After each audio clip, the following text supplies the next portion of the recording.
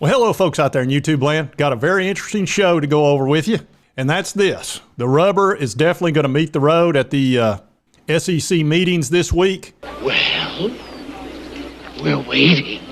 And we are definitely waiting to see what in the heck we're going to do here, the 8 or 9 games. Now, we've discussed this a lot, and believe me, if you look on anything SEC right now, this is all people are talking about. Are we going to the 8 game, or are we staying with the 8 game, or moving to the 9 game? And there's a lot of opinions out there, but I think people are starting to merge into one opinion, and we're going to talk all about that, especially towards the end of this video. I'm going to tell you what I think they're going to do, and I'm starting to feel strongly about almost exactly what I think they're going to do. I'm going out on a limb a little bit here now, so don't come back later and throw me over the top rope if I'm wrong. Catch me! But I feel pretty strongly about this, and I've been following it very closely. I'm also going to let you listen to what Paul Feinbaum had to say. Also, another that SEC podcast has been talking about it. And look, it's a pretty simple question. Are we going to stick with 8 games? You'll have one permanent opponent, then you'll play all of the other teams every other year. And so over 4 years, you would play every other team at home and away, which a lot of coaches like that. The other option is to go to 9 games, which is what I was leaning towards a few months ago, but I'm starting to think maybe that's not going to be the case. That's where you'd have 3 permanent opponents, and you would play the other 6 teams every other year. Either way you go, you're going to get to play every team every other year at the worst. And you may play a certain team or 3 teams every year, period. Either solution works, but it may come down to money, because ESPN has this big contract with the SEC. They're paying a ton of money, and I don't know what the SEC wants to add a game unless they get paid extra money. So there's also that fly in the ointment. So let's get into what Paul Feinbaum thinks about this. And this is on Saturday down south, and he actually went on WJOX to address the SEC scheduling between the 8 and 9 games. And rather than read this out for you, I'm just going to let you listen to it. I guess I just don't understand, Paul. What is the reasoning for going to 8? I just don't get it. I feel like you're watering down your product. Secondary rivalries go out the window. It just, to me, I don't think there's a single benefit to it outside of, well, you know what, the likelihood of us having more teams in the national championship hunt playing 8 conference games as opposed to 9 is about the only thing that I can understand with it. I think you're right. It's more toward, I even think it's more toward the middle to the bottom of the league than it is even at the top. Yeah, could a conference game, an additional conference game, cost somebody? It's possible, but I think with 12, I think you run the bigger risk of having the conference schedule devalued, and I know that nobody in the SEC believes that could be true.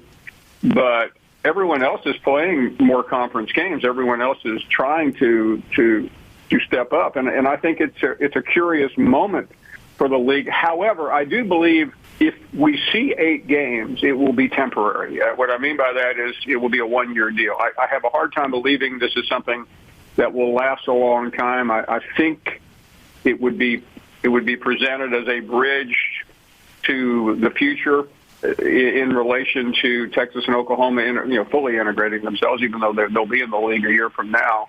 I'm most interested in the reaction from around college football because it's divided here. I can only imagine what it's going to look like elsewhere. So you're starting to hear that a lot, that they may stick with the 8 game for 1 year in 2024 and then kind of see where it stands, because ESPN's not looking to pony up dough if they don't have to. So what they might do is go with the 8 game, and then if ESPN comes to them and says, oh, well, we found some money for you, we want that 9th SEC game.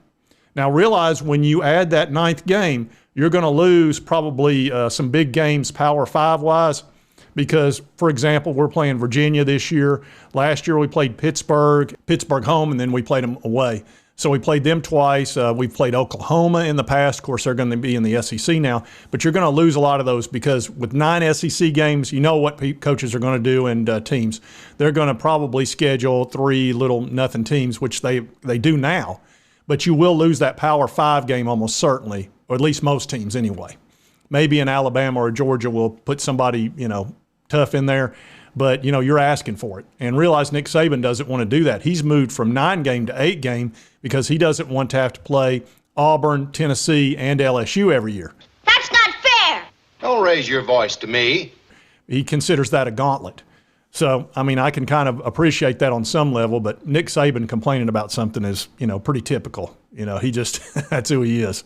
He only has 7 national titles, and I guess that gives him the right to complain. But there's also, let's see what the SEC podcast has to say about this as well. And I've been going all over, getting all the opinions and trying to form what I think is a coherent answer. So coming from Ross Dellinger, Sports Illustrated, he does a great job covering the league.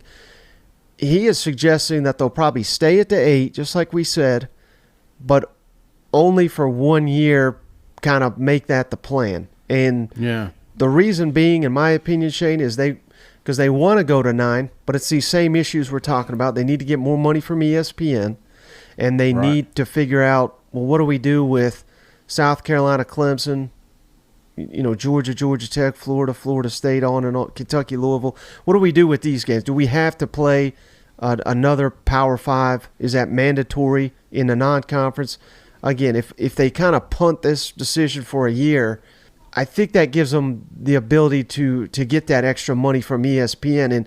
And if they do it, Shane, again, we're not necessarily in favor of an 8-game model, but if they just do it for 1 year, that could be smart, Shane, because this is me speculating, but I think it's a safe speculation that they'll just have the one permanent, like we've discussed. Mm-hmm.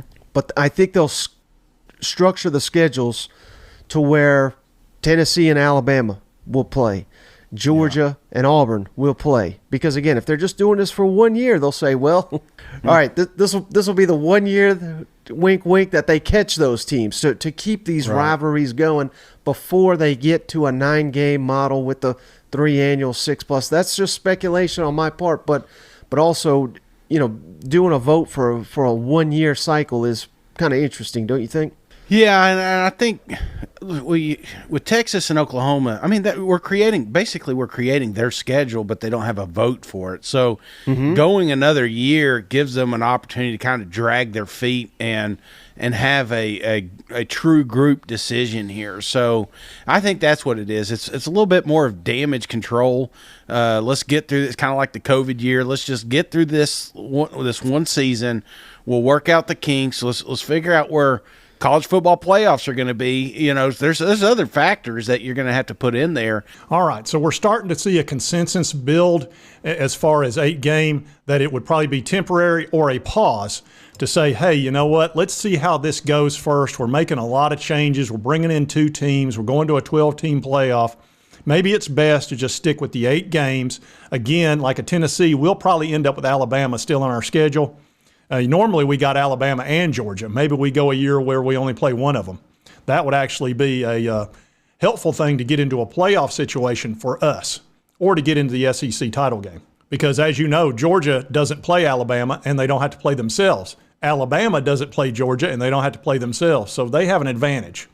I think over time all that's going to get worked out. But I don't see why you'd move to a 9-game conference schedule without getting more money from ESPN. And ESPN's going to sit back and just watch and see. It's like, hey, if they move to 9 games, we're already under contract. We'll just keep it like it is.